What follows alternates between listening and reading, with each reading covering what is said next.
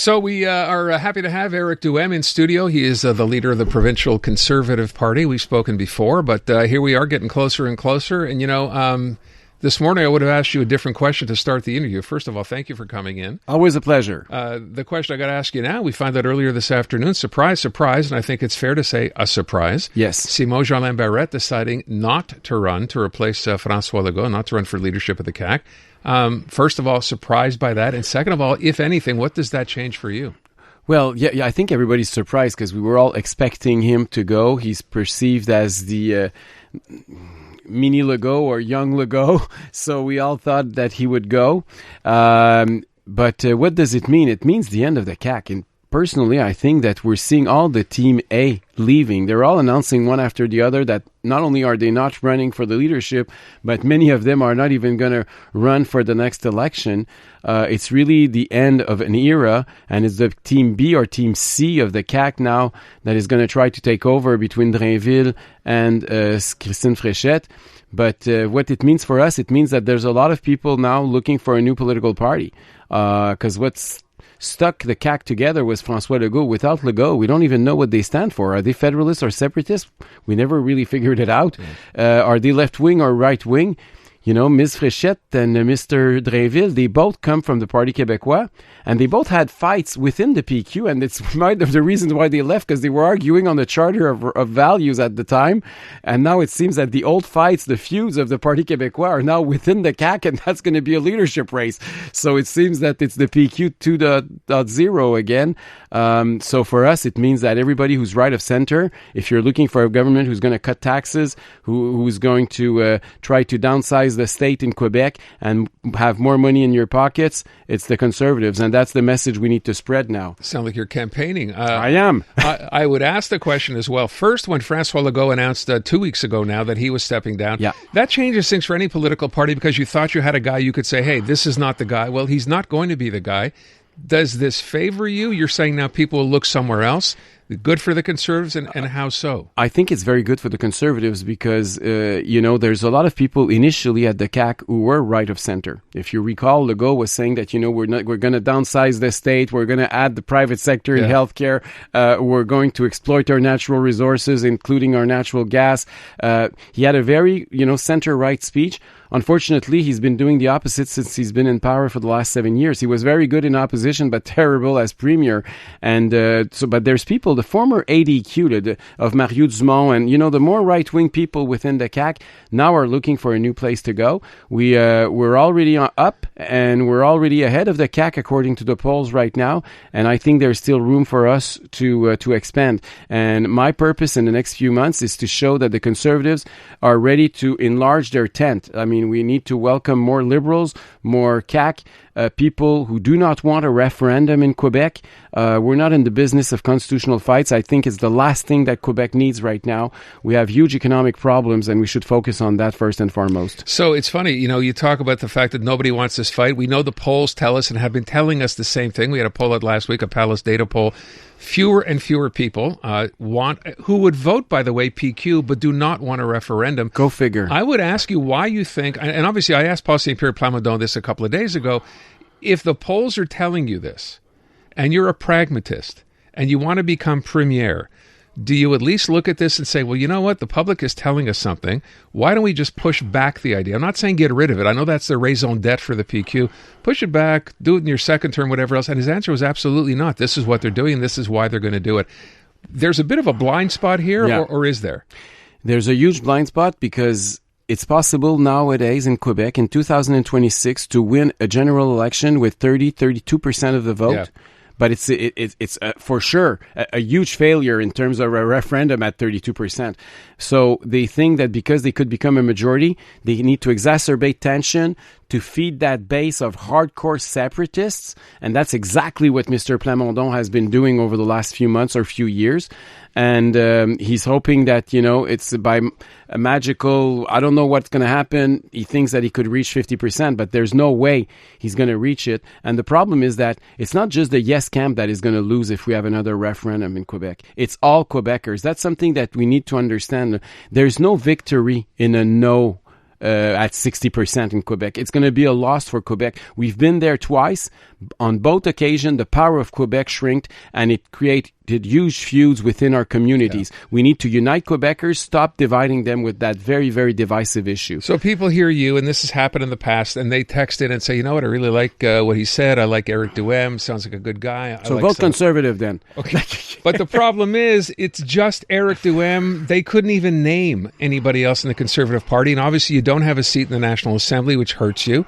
How do you change that? How do you begin to sort of let people know that, you know what, if you want to vote Conservative, if you want to vote Eric Duhaime, here's what you're voting for. So I will ask you, when we talk bread and butter issues, right?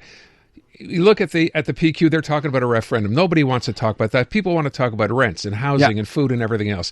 Let's start with one, healthcare. Bloated system in Quebec that simply is not working and has cost billions of dollars. What do the Conservatives do to deal with healthcare? I'm just going to answer your question first on the team, and that's why we're going to announce a lot of candidates within the next few days, including here in Montreal, like Bonnie Feigenbaum in Darcy McGee is coming back, Axel Lelouch and Robert Baldwin and other constituencies, because we want to give them more time to reach out and be more known, and so people understand that there is a Conservative team strong here in Montreal and elsewhere in Quebec. That being said, regarding healthcare, our proposal is like, look, we're not going to fix the system if we still do the same old recipe that we've been doing for the last 50 years in Quebec. The system is broken. And why is it? Because there's no competition. So we want to keep the public insurance. I think everybody agrees with that, everybody should have access to healthcare without, no matter what their means are. That being said, we have to make sure that we introduce competition within the system, like the best places on earth. If you look at all the best European models in Sweden, in Germany, and in many European countries, there is a private sector. And what we're saying is that if the private sector is able to do it for cheaper than the public sector, then you can go with your public card and you can have access for healthcare for free in the private sector. If the delays, if the waiting lists are way too long in the public sector and are not reasonable, you can go to the private sector for free. And of course, if you want to pay and if you want to have an insurance and go direct to the private sector no matter what, you can also do it. And can we afford that?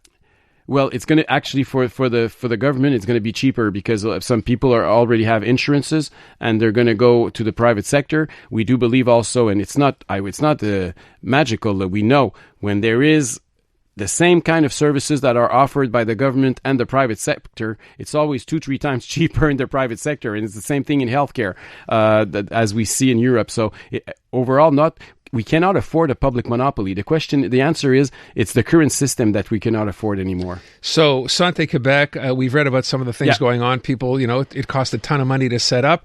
And we're starting to hear now people saying what we need to do is decentralize.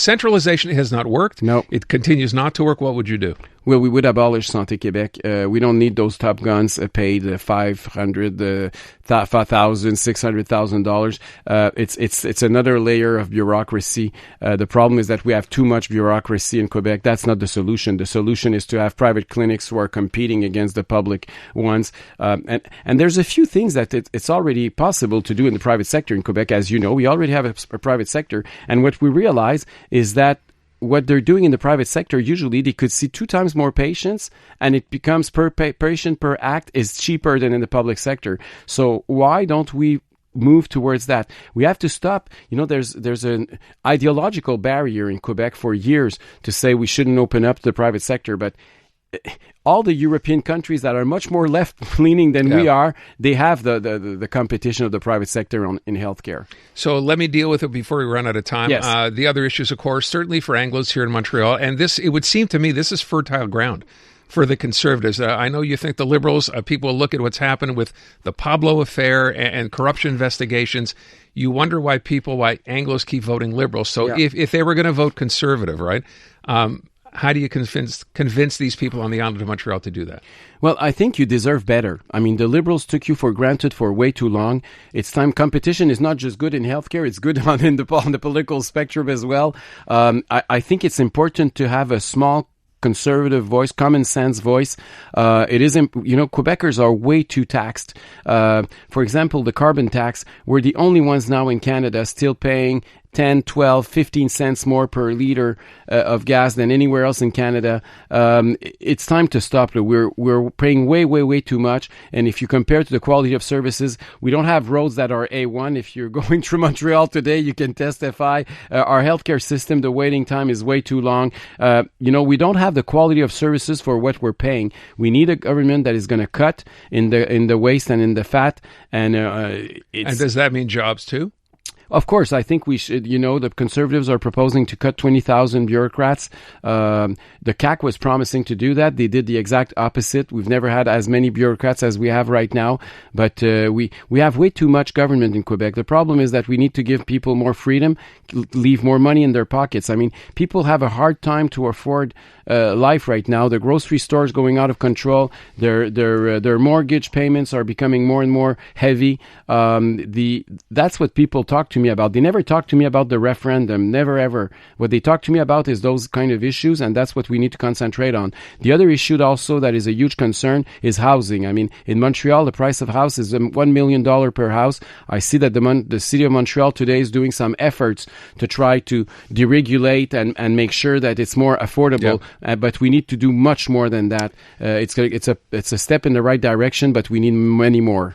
Monsieur Duhaime, I do appreciate you coming in. Always do. It's great talking to you, and I wish you luck. It's a pleasure. Thank you so much. We will talk again. We have a long way to go to get to October. Absolutely. Thank you. Thank you. Eric Duhaime, leader of the Provincial Conservative Party. Unmistakably Canadian. It's the music that raised you.